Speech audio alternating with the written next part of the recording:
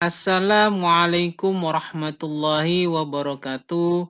Salam sejahtera untuk kita semua. Semoga Tuhan Yang Maha Esa selalu melindungi kita dan menganugerahkan kesehatan kepada kita semua, serta semangat untuk terus belajar. Pada pertemuan kali ini, dalam mata kuliah Analisa Keuangan dan Penganggaran, pokok bahasan kita adalah berkenaan dengan laporan arus kas atau cash flow. Sebagaimana kita ketahui terkait dengan laporan arus kas, ini merupakan laporan keuangan yang menggambarkan arus kas masuk dan arus kas keluar dari suatu entitas selama suatu periode tertentu. Untuk dapat memahami terkait dengan laporan arus kas, maka hal yang paling utama yaitu kita harus memahami terlebih dahulu apa yang dimaksud dengan kas dalam laporan arus kas tersebut. Sebagaimana PSAK 2 menyebutkan bahwa kas itu adalah kas dan setara kas. Pertanyaannya sekarang, apa itu kas dan apa itu setara kas? Kas merupakan alat pembayaran yang siap dan bebas digunakan untuk membiayai kegiatan umum perusahaan.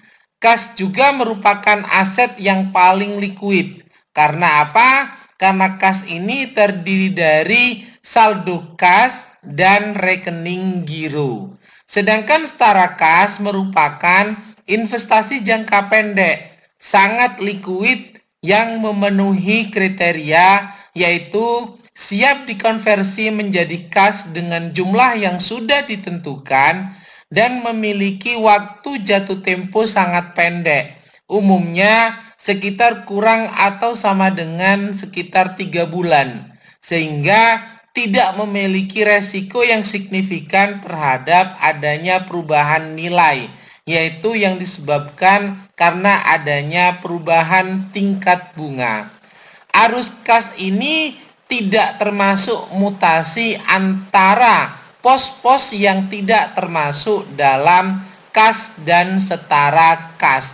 Sehingga dalam laporan arus kas yang dimasukkan itu adalah kas dan setara kas saja. Adapun definisi yang berkaitan dengan laporan arus kas yaitu suatu laporan tentang aktivitas penerimaan dan pengeluaran kas perusahaan selama suatu periode tertentu beserta penjelasan tentang sumber-sumber penerimaan dan pengeluaran kas tersebut. Selain itu, laporan arus kas melaporkan aktivitas-aktivitas utama yang menyebabkan adanya aliran kas masuk dan aliran kas keluar bagi suatu perusahaan dalam satu periode tertentu. Laporan arus kas ini merupakan laporan yang memberikan informasi keluar dan masuknya kas dalam suatu perusahaan yang disebabkan oleh adanya kegiatan atau aktivitas yang berhubungan dengan operasi, investasi, dan pendanaan atau istilah lainnya adalah pembiayaan atau keuangan. Sehingga dapat kita simpulkan bahwa laporan arus kas ini berhubungan dengan aktivitas keluar masuknya uang, yaitu penerimaan dan pengeluaran kas bagi suatu perusahaan pada periode tertentu yang dikelompokkan dalam 3 aktivitas, yaitu aktivitas operasi, aktivitas investasi, dan aktivitas pendanaan. Dalam penyajiannya untuk laporan arus kas ini yaitu melaporkan arus kas selama periode tertentu dan diklasifikasikan menurut aktivitas operasi, aktivitas investasi, dan aktivitas pendanaan atau pembiayaan atau istilah lainnya adalah aktivitas keuangan. Penyajian terhadap ketiga aktivitas tersebut tentunya dengan cara yang paling sesuai berdasarkan pada aktivitas bisnisnya. Suatu transaksi tunggal dapat diidentifikasi ke dalam lebih dari satu aktivitas. Misalnya yang berkaitan dengan pelunasan pinjaman dan bunganya. Ini merupakan satu transaksi tunggal. Nah, transaksi tersebut dapat dikelompokkan dalam aktivitas pendanaan dan juga pada aktivitas operasi. Sehingga dapat kita distribusikan mana yang merupakan aktivitas pendanaan, mana yang merupakan aktivitas operasi, mana yang merupakan aktivitas investasi dari suatu transaksi tunggal. Ada 4 tujuan terkait dengan dibuatnya laporan arus kas. Yang pertama yaitu menilai kemampuan perusahaan dalam menghasilkan arus kas bersih di masa depan. Yang kedua, menilai kemampuan perusahaan dalam memenuhi kewajibannya dalam membayar dividen dan kebutuhannya untuk pendanaan internal. Yang ketiga, menilai alasan perbedaan antara laba bersih dan penerimaan serta pembayaran kas yang berkaitan. Karena yang ketiga ini ada satu metode yang biasanya dipergunakan, yaitu metode tidak langsung. Dengan metode tidak langsung, maka dapat mengukur kegiatan operasional perusahaan itu dari laba bersihnya, sehingga dengan laba bersih tersebut dapat membandingkan antara aktivitas operasi pada kas masuk dan kas keluarnya.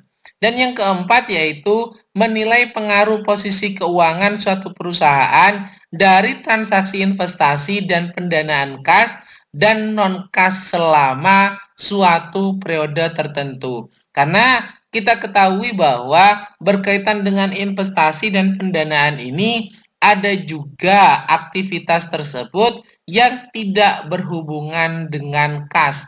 Contoh misalnya yang berkaitan dengan investasi, yaitu investasi pemberian tanah atau pengalokasian mesin dan peralatan yang tidak ada kaitannya dengan aktivitas kas masuk ataupun kas keluar. Manfaat yang dapat diperoleh dari adanya laporan arus kas ini yaitu memberikan informasi yang memungkinkan para pengguna untuk mengevaluasi perubahan dalam aset bersih entitas, struktur keuangan yang berhubungan dengan likuiditas dan solvabilitas, serta kemampuan dalam mempengaruhi jumlah serta waktu arus kas dalam rangka penyesuaian terhadap keadaan dan peluang yang berubah.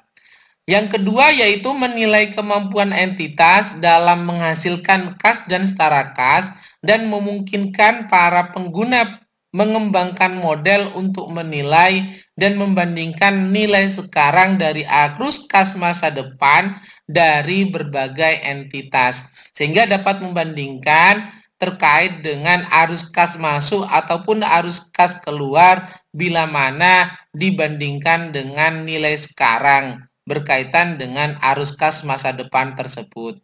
Dan yang ketiga yaitu meningkatkan daya banding pelaporan kinerja operasi berbagai entitas, sehingga dapat dibandingkan dan evaluasi bagaimana kinerja perusahaan dibandingkan dengan entitas lainnya. Sebagaimana kita ketahui bahwa dalam laporan arus kas terbagi menjadi 3 aktivitas, yaitu aktivitas operasi, aktivitas investasi, dan aktivitas pendanaan, atau istilah lainnya adalah aktivitas pembiayaan atau aktivitas keuangan. Maka dalam laporan arus kas yang harus ada yaitu berkenaan dengan saldo kas pada periode awalnya. Dan dari 3 aktivitas tersebut akan kita ketahui adanya arus kas masuk dan arus kas keluar dari masing-masing aktivitas tersebut. Berapa saldo dari kas aktivitas operasi, berapa saldo dari kas aktivitas investasi, dan berapa saldo dari kas aktivitas pendanaan. Sehingga di total akan diketahui berapa saldo kas pada akhir periode. Dalam pengelompokan kegiatan pada laporan arus kas yang terbagi menjadi kegiatan operasi, kegiatan investasi, dan kegiatan pendanaan, tentunya kita harus memahami apa itu kegiatan operasi, apa itu kegiatan investasi, dan apa itu kegiatan pendanaan. Kegiatan operasi merupakan transaksi yang mempengaruhi terhadap laba bersih. Sedangkan kegiatan investasi merupakan transaksi yang mempengaruhi besarnya aset tidak lancar. Sedangkan kegiatan pendanaan merupakan transaksi yang mempengaruhi terhadap utang dan modal pada suatu entitas.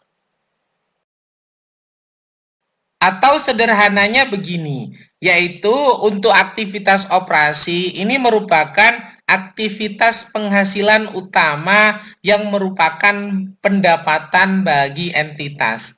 Sedangkan aktivitas investasi ini merupakan aktivitas perolehan dan pelepasan aset jangka panjang serta investasi lain yang tidak termasuk pada setara kas.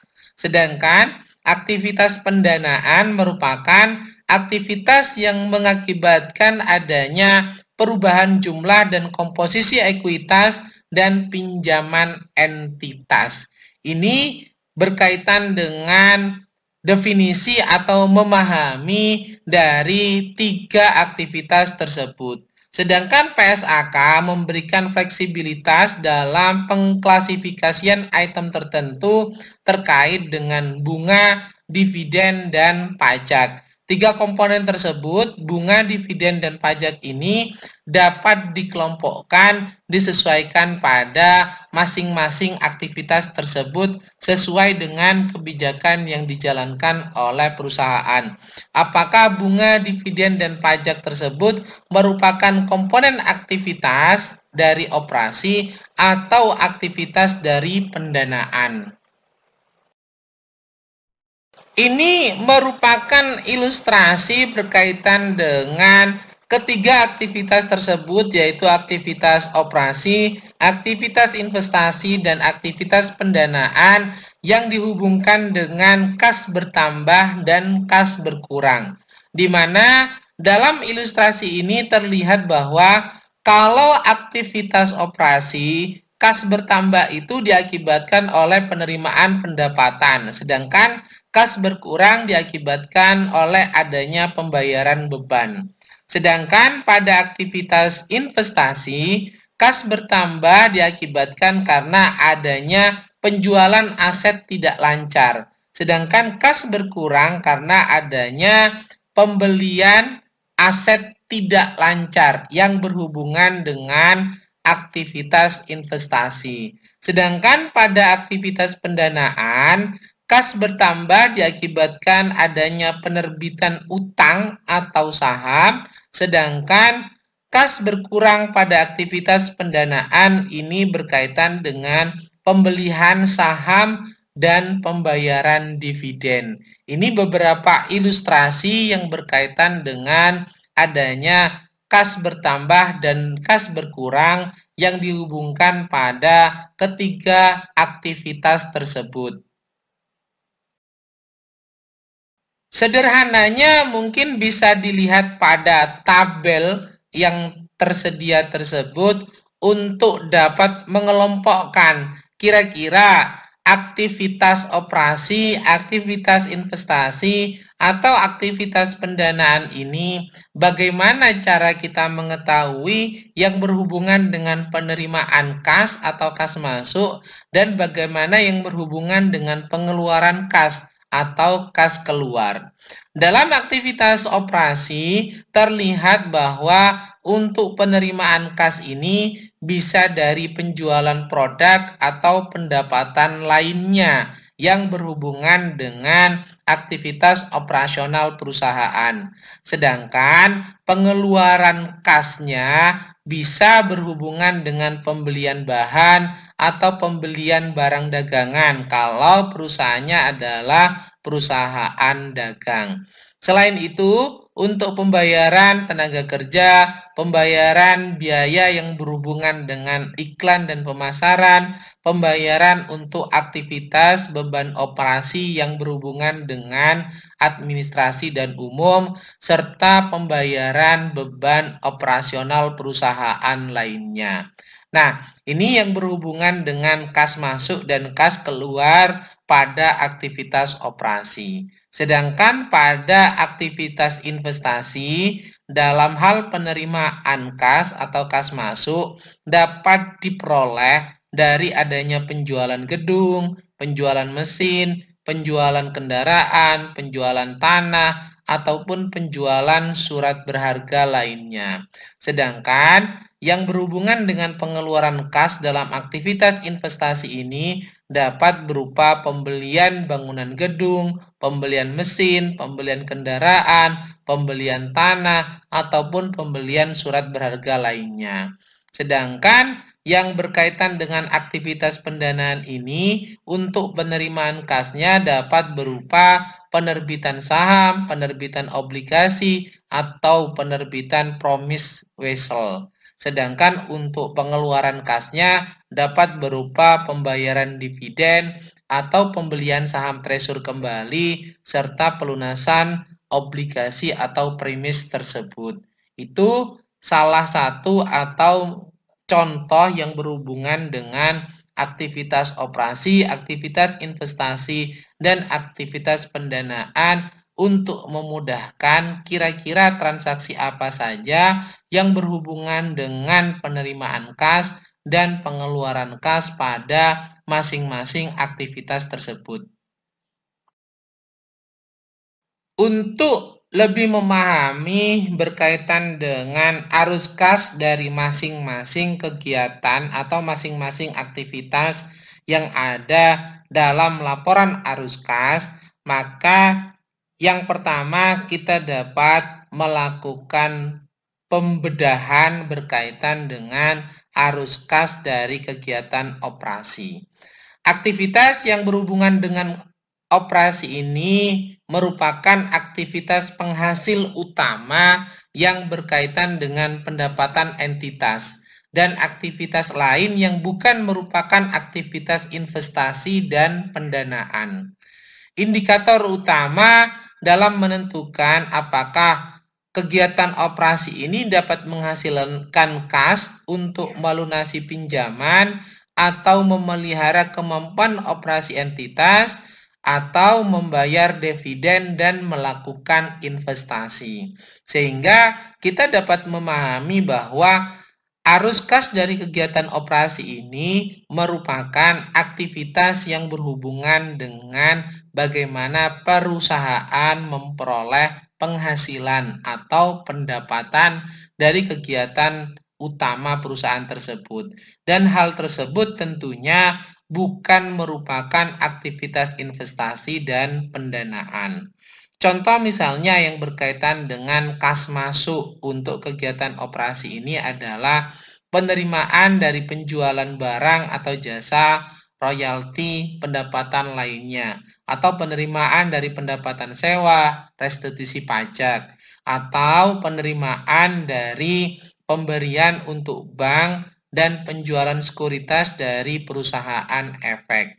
Ini beberapa transaksi yang berhubungan dengan kas masuk dalam kegiatan operasi. Sedangkan kegiatan arus kas keluar yang berhubungan dengan kegiatan operasi, salah satu contohnya yaitu berhubungan dengan pembayaran kepada pemasok barang dan jasa, atau pembayaran untuk karyawan, atau pembayaran klaim asuransi, pembelian efek, pengembalian kredit, ataupun pembayaran yang berhubungan dengan kegiatan operasional perusahaan lainnya. Nah, ini mungkin yang berhubungan dengan jenis-jenis kas masuk dan jenis-jenis kas keluar yang berkaitan dengan kegiatan operasional atau arus kas dalam kegiatan operasi. Yaitu kalau kas masuk ini berhubungan dengan penjualan barang dan jasa, pendapatan bunga, ataupun penerimaan dividen. Sedangkan yang berhubungan dengan kas keluar dapat berupa pembelian barang dagangan, pembayaran gaji dan beban lainnya, ataupun yang berhubungan dengan pembayaran pajak.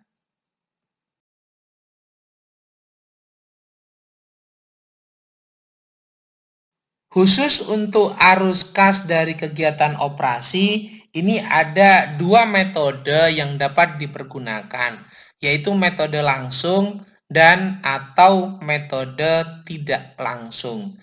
Dipilih salah satu dari dua metode tersebut yang lebih dapat dipahami atau lebih mudah untuk dijalankan oleh perusahaan. Apa itu metode langsung? Metode langsung merupakan kelompok utama dari penerimaan dan pengeluaran kas bruto yang diungkapkan secara langsung. Karena apa? Karena hal ini berhubungan dengan arus kas dari operasi yang dirinci sesuai rincian dalam laporan laba rugi. Sedangkan metode tidak langsung ini berhubungan dengan laba yang disesuaikan dengan cara mengoreksi transaksi non-kas, melakukan penangguhan atau akrual, dan unsur penghasilan atau beban yang terkait dengan aktivitas investasi dan pendanaan. Metode tidak langsung ini berhubungan dengan arus kas dari operasi yang tidak dirinci sesuai dengan rincian yang ada dalam laporan laba rugi. Nah, untuk diketahui bahwa dalam arus kas kegiatan operasi ini dianjurkan melaporkan dengan metode langsung. Ini anjuran bahwa pilihan metode yang lebih baik atau lebih baik digunakan itu adalah dengan menggunakan metode langsung. Kenapa? Karena informasi yang akan disajikan lebih berguna, lebih detail, dan lebih informatif. Selanjutnya kita akan membahas berkenaan dengan arus kas dari kegiatan investasi. Arus kas dari kegiatan investasi ini merupakan perolehan dan pelepasan aset jangka panjang serta investasi lain yang tidak termasuk dalam setara kas. Aktivitas kegiatan atau yang berhubungan dengan investasi ini mencerminkan pengeluaran untuk sumber daya yang dimaksudkan dalam menghasilkan kas di masa yang akan datang. Karena hal tersebut berkaitan dengan investasi. Tentunya dengan adanya investasi ini diharapkan ada manfaat yang diperoleh dari atau diperoleh pada saat masa depan. Beberapa aktivitas atau beberapa contoh transaksi yang berhubungan dengan penerimaan kas atau kas masuk dari kegiatan investasi ini yaitu penerimaan penjualan aset tetap, aset tidak berwujud, dan aset jangka panjang lainnya. Atau penerimaan kas dari kontrak future, kontrak forward, future untuk pendanaan, atau penerimaan penjualan instrumen utang atau kas yang selain diperdagangkan, atau penerimaan kas dari pelunasan uang muka dan pinjaman dari pihak lainnya. Sedangkan yang berhubungan dengan kas keluar untuk kegiatan investasi ini contohnya yaitu pembayaran kas untuk pembelian aset tidak tetap, aset tidak berwujud, biaya pengembangan yang dikapitalisasi, atau pembayaran kas dari kontrak future, kontrak forward, swap untuk aktivitas pendanaan, atau pembayaran untuk pembelian instrumen utang, ekuitas, atau ventura selain yang diperdagangkan. Sederhananya, kalau kita ingin memahami berkenaan dengan jenis-jenis kas masuk dan jenis-jenis kas keluar yang berhubungan pada aktivitas atau kegiatan investasi, yaitu untuk jenis-jenis kas masuk dapat berupa penjualan aset tetap atau penjualan investasi jangka panjang lainnya. Sedangkan untuk yang berhubungan dengan kas keluar, yaitu pembelian aset tetap atau pembelian investasi jangka panjang lainnya. Selanjutnya yaitu kita dapat memahami arus kas dari kegiatan pendanaan atau istilah lainnya adalah kegiatan pembiayaan atau kegiatan keuangan. Aktivitas pendanaan ini atau aktivitas pembiayaan atau istilah lainnya adalah aktivitas keuangan merupakan aktivitas yang mengakibatkan adanya perubahan dalam jumlah serta komposisi kontribusi modal dan pinjaman entitas. Hal ini tentunya memprediksi klaim atas arus kas masa depan oleh para penyedia modal entitas. Nah, contoh-contoh yang berhubungan dengan arus kas masuk dalam kegiatan atau aktivitas pendanaan ini dapat berupa penerimaan kas dari penerbitan saham atau penerimaan kas dari penerbitan obligasi, wesel, pinjaman jangka panjang dan jangka pendek, serta dari hipotek. Sedangkan contoh yang berhubungan dengan arus kas keluar dari kegiatan pendanaan ini dapat berupa pembayaran kas kepada pemilik untuk menarik atau menebus saham atau pelunasan pinjaman atau pembayaran kas oleh lisi untuk mengurangi saldo liabilitas terkait adanya sewa pembiayaan. Untuk lebih mudah menyederhanakan pemahaman mengenai jenis-jenis kas masuk dan jenis-jenis kas keluar yang berhubungan dengan arus kas dari kegiatan pendanaan ini, dapat kita lihat bahwa jenis-jenis kas masuk itu yang berhubungan dengan kegiatan pendanaan dapat berupa penerbitan bonds dan utang jangka panjang, serta penerbitan saham atau common stock. Sedangkan untuk jenis-jenis kas keluar yang berhubungan dengan arus kas dari kegiatan pendanaan dapat berupa pembayaran kas dividen, pembayaran utang, baik itu utang jangka pendek ataupun utang jangka panjang, serta penarikan saham treasury atau pembelian saham kembali.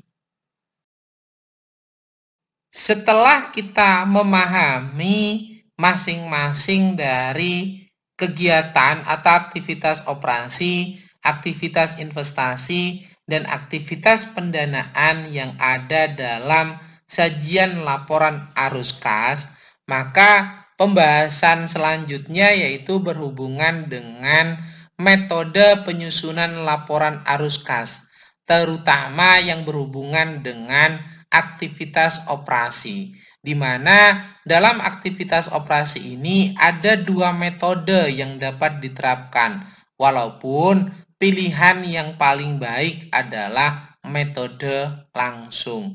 Nah, dalam aktivitas operasi ini dua metode tersebut yaitu metode langsung dan metode tidak langsung.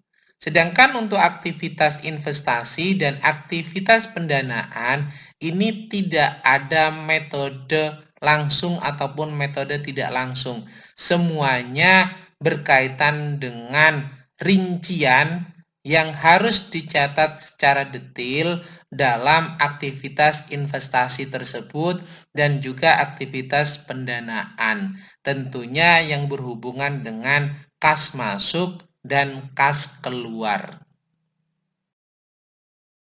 Apa itu metode langsung dalam penyusunan laporan arus kas? Metode langsung atau direct method ini merupakan metode penyusunan laporan arus kas di mana dirinci aliran masuk dari masing-masing aktivitas operasi dan aliran keluar dari aktivitas-aktivitas operasi tersebut. Metode langsung atau direct method ini menyesuaikan setiap pos laporan laba rugi untuk akrual yang terkait, sehingga menghasilkan format yang lebih baik untuk menilai jumlah arus kas masuk dan arus kas keluar dalam kegiatan operasional perusahaan tersebut. Dalam metode langsung ini, arus kas bersih dari kegiatan operasi merupakan selisih dari penerimaan kas dari operasi dengan pembayaran kas untuk kegiatan operasi juga. Dalam metode langsung, penyusunan laporan arus kas dirinci antara aliran masuk dan aliran keluar dari masing-masing aktivitas operasi dan aliran keluar dari masing-masing aktivitas operasi tersebut. Sehingga kita akan dapat memahami dengan menggunakan metode langsung ini mana saja aliran masuk dan mana saja aliran keluarnya. Artinya aliran masuk kas ini diperoleh dari mana saja, sedangkan aliran kas keluar ini diperuntukkan untuk apa saja dapat diketahui dengan menggunakan metode langsung. Sedangkan metode tidak langsung atau indirect method merupakan metode penyusunan laporan arus kas yang mana dibuat rekonsiliasi antara laba yang dilaporkan dengan aliran kasnya. Dalam metode tidak langsung ini, laba bersih disesuaikan dengan pos-pos penghasilan yang berhubungan dengan aktivitas non-cost dan yang berhubungan dengan aktivitas akrual untuk menghasilkan arus kas dari kegiatan operasi tersebut. Dalam metode tidak langsung, arus kas bersih dari kegiatan operasi diperoleh dengan cara menyesuaikan besarnya laba bersih akrual yang berasal dari kegiatan operasi agar menjadi laba bersih berbasis kas. Nah, sehingga dalam hal ini tentunya metode tidak langsung ini penyusunan laporan arus kasnya harus dibuat rekonsiliasi antara laba yang dilaporkan dengan aliran kas operasi. Bentuk rekonsiliasinya seperti ini, yaitu kita ketika mengetahui laba bersih yang diperoleh oleh perusahaan, maka penyesuaian atau rekonsiliasinya dikaitkan dengan 3 hal, yaitu yang berhubungan dengan perubahan aset dan liabilitas untuk aktivitas operasional, mana yang berhubungan dengan hal tersebut. Sehingga kita harus membuat yang namanya penyesuaian terkait dengan adanya perubahan aset dan liabilitas. Sedangkan yang harus kita rekonsiliasi berikutnya yaitu penambahan kerugian dan atau pengurangan keuntungan untuk aktivitas investasi dan pendanaan. Yang berikutnya yaitu penambahan dengan beban bukan kas seperti adanya depresiasi dan amortisasi. Sehingga dengan 3 hal tersebut, maka dengan dasar laba bersih akan kita ketahui arus kas dari kegiatan operasi menggunakan metode tidak langsung. Dengan memahami metode langsung dan metode tidak langsung yang dapat digunakan pada aktivitas operasi, maka kita dapat membuat pembanding atau penyanding antara dua metode tersebut, di mana dalam metode langsung untuk kegiatan operasi yaitu yang berkaitan dengan penambahan adalah kas yang diterima dari aktivitas operasi dikurangi dengan kas yang dikeluarkan untuk kegiatan atau aktivitas operasi, sehingga ketemu kas bersih dari aktivitas operasi tersebut. Sedangkan untuk metode tidak langsung, yang berbeda ini hanya pada aktivitas operasinya saja, di mana penambahnya adalah laba bersih dan pengurangnya ini adalah rekonsiliasi atau penyesuaian terhadap laba bersih tersebut. Sebagaimana kita ketahui bahwa rekonsiliasi ini berhubungan pada 3 hal, yaitu perubahan aset dan liabilitas untuk kegiatan operasi, dan yang kedua adalah penambahan kalau terjadi yang namanya kerugian, dan pengurangan kalau terjadi yang namanya keuntungan atas aktivitas investasi dan pendanaan.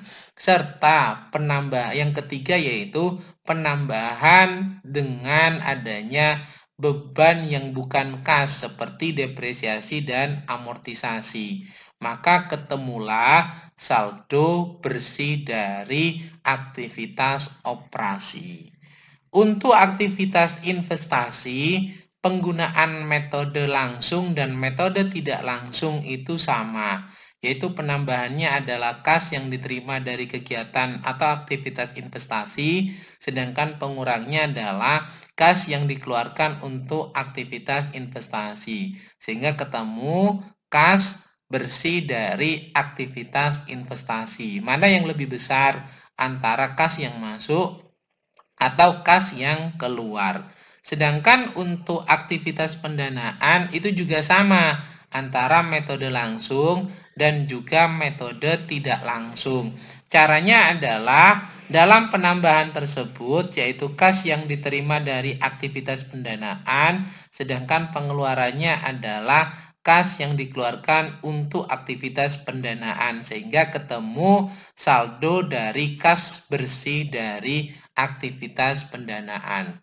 Ingat, ketika kita menyandingkan antara metode langsung dengan metode tidak langsung, yang nampak perbedaannya adalah hanya pada aktivitas operasi saja, di mana dalam aktivitas operasi dapat menerapkan salah satu dari dua metode, yaitu metode langsung atau metode tidak langsung.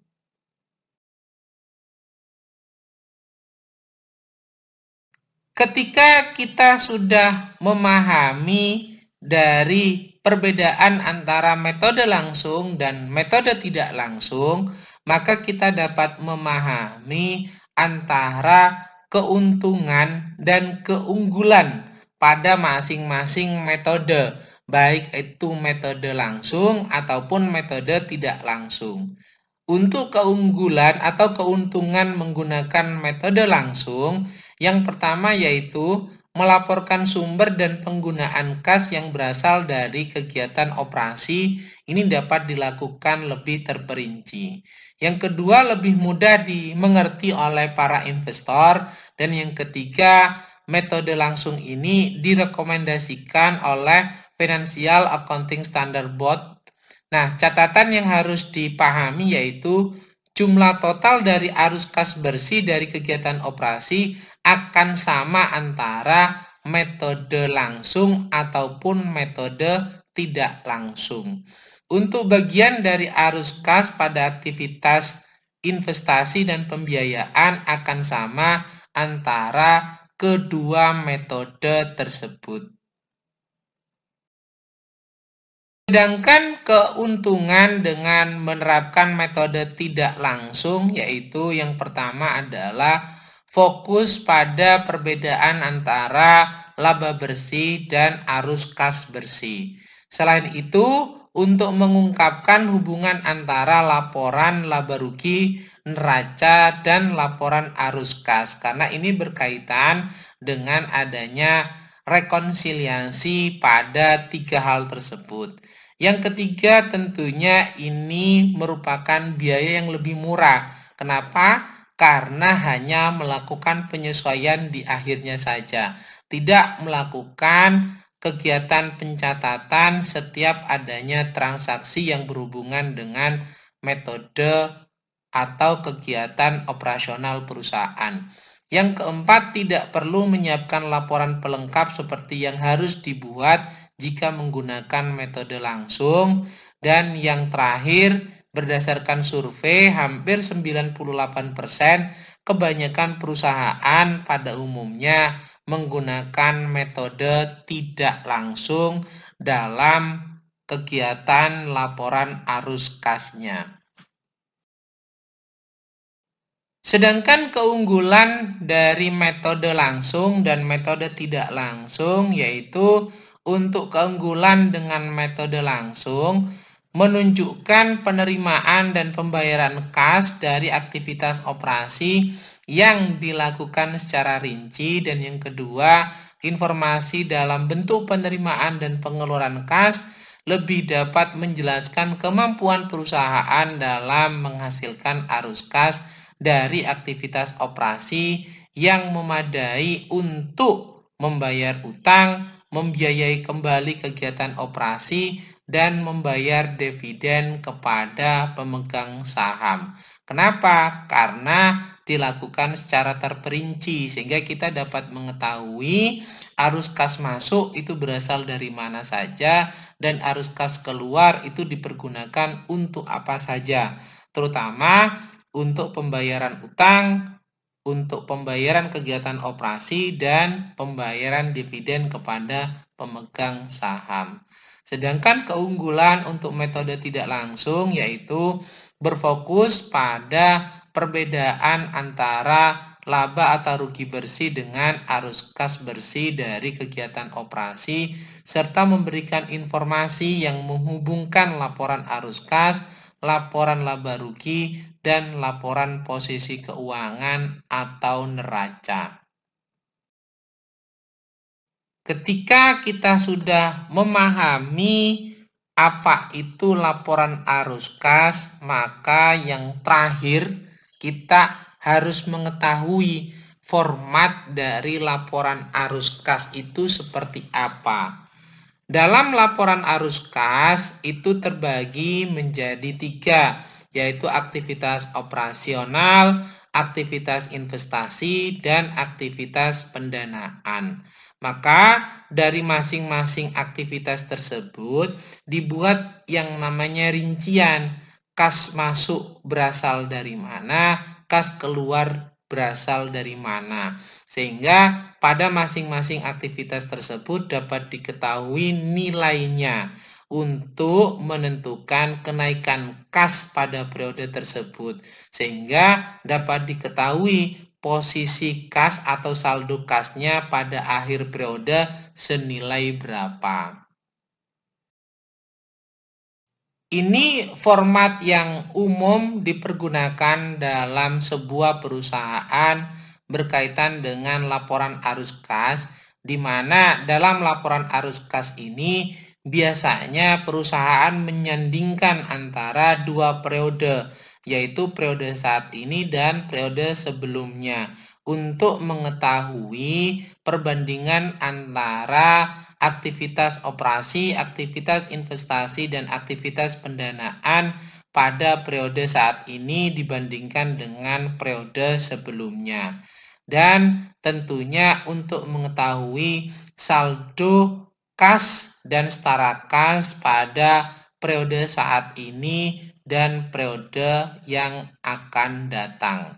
Catatan yang paling penting untuk dipahami bahwa dalam laporan arus kas ini saldo akhirnya itu harus sama dengan yang tercatat dalam laporan posisi keuangan atau neraca. Kalau dalam neraca tercatat sejumlah 10 juta, maka kas dan setara kas yang ada dalam laporan arus kas juga nilainya sama, yaitu sebesar 10 juta rupiah. Format lainnya yang umum dipergunakan selain membandingkan antara dua periode, yaitu periode saat ini dan periode sebelumnya, juga menggunakan dua istilah, yaitu menggunakan bahasa Indonesia dan istilah dengan menggunakan bahasa Inggris. Sehingga pihak yang berkepentingan terhadap laporan keuangan ini, terutama terhadap laporan arus kas, dapat memahami dengan adanya dua bahasa tersebut. Mungkin itu dulu paparan yang dapat diberikan dalam pertemuan kali ini. Mudah-mudahan dapat dipahami dengan baik. Bila mana ada hal yang kurang berkenan, kiranya mohon maaf sebesar-besarnya. Saya akhiri. Wabillahi taufik wal hidayah. Wassalamualaikum warahmatullahi wabarakatuh. Jangan lupa untuk selalu menjalankan hidup sehat dan bersih. Semoga Tuhan Yang Maha Esa selalu melindungi kita sekalian. Terima kasih.